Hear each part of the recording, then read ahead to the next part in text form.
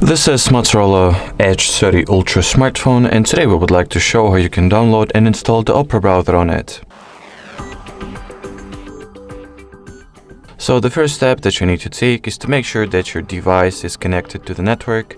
Next, launch the Google Play Store. At the search bar of it, type Opera just like so.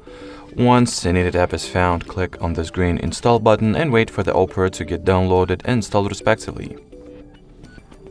Now we can simply go ahead and launch the app as well as set it up quickly. So in here, tap on the blue continue button. Next, decide whether some of the options you want to have enabled from the start, or you can simply skip this step. I'll enable ad blocking, enable tracker blocking, and skip setting Opera as my default browser step. Finally, there is this page that provides you with an opportunity to customize, personalize the permissions and access that you're going to grant to Opera by tapping on the customize button, or you can simply allow everything that it needs and start using the Opera. Alrighty, so that will be pretty much it for this video, guys. Thank you so much for watching, and bye bye.